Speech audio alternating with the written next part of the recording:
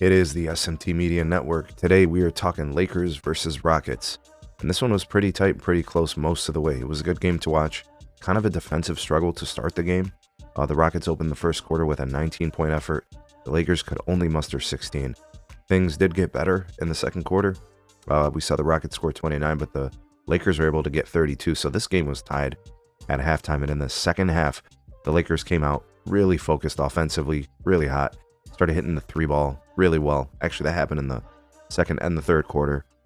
And in the fourth quarter, a defensive struggle came down to the wire. The Lakers held off the Rockets, so it was a pretty good game to watch. Overall, I would say that the Lakers shot the ball a little bit better from three, and that probably was the difference maker. The Lakers also shot a little bit better from the free throw line, and they got to the line a little bit more, so those could have been key factors in deciding the game. The Rockets actually rebounded better. They were +6 on the total glass, and then offensive glass, it was about the same. Didn't really notice a difference.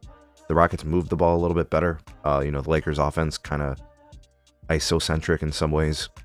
And then with respect to points in the paint, the Rockets did get inside, and that kind of helped them keep the game close.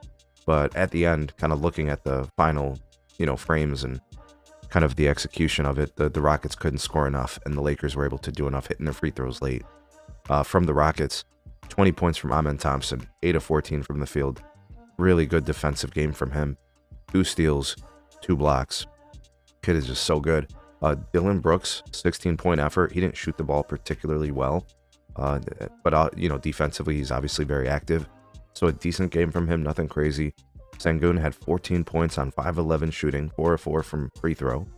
He also threw in 7 boards and 6 assists with a block to kind of add to it. And then where you didn't get much from was like Jalen Green, right? Only able to muster 9 points in 31 minutes of action, and Fred VanVleet, 7 points in 40 minutes of action, 2 of 14 from the field, 1 of 7 from 3.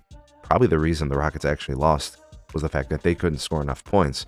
And I think it's on those two guys there at the end. Off the bench, Jabari Smith gave you 15, and then Eason gave you 13. Steven Adams couldn't do much, 16 minutes, 4 points, but they had a really, really tight rotation tonight. Didn't have much from the bench. And then the Lakers, they actually got some really nice help off the bench. DFS, Dorian Finney-Smith, 20 points, 6 of 11 from 3. Watching that guy just hitting threes in the second half was crazy. So he played huge. Gabe Vincent, huge off the bench as well, 20 points in 24 minutes of action, 6 of 13 from 3. He was actually 6 of 14 overall, so he shouldn't have been taking anything but threes. And then to kind of round things out, Austin Reeves, 12 points, 5-11 shooting. Luka, 20 points, 6 of 16 shooting, 1 of 7 from 3.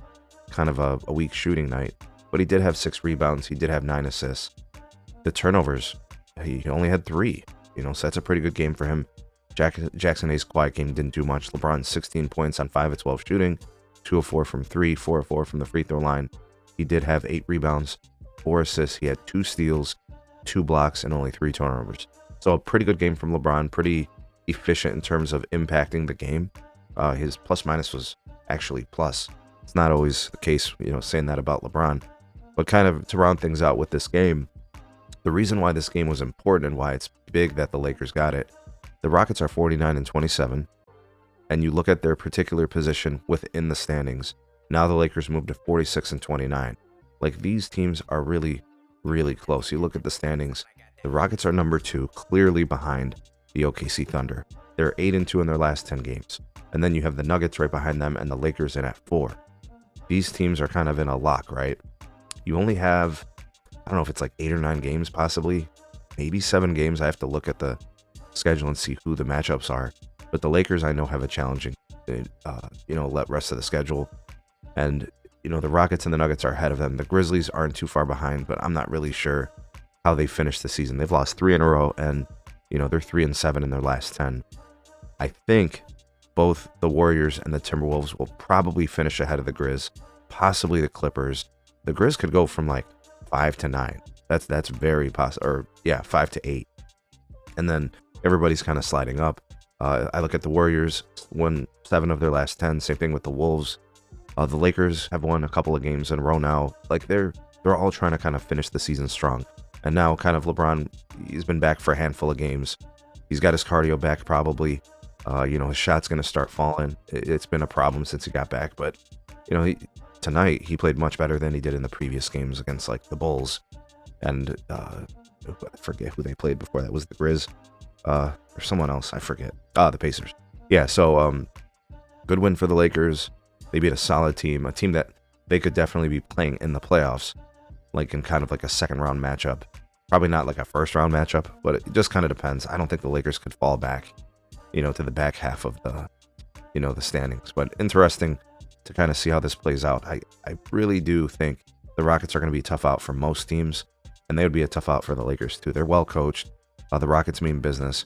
They probably would have had a better chance winning this game if Jalen Green and Fred VanVleet actually do something. So Lakers did a nice job of playing some defense, guys. That's how they were winning in January and February. March was a little bit of an off month for them. We'll see how they close out things here the last couple of weeks in April. But thanks for watching. Like, share, subscribe. Check out some more of our videos. We'll see you guys on the next one.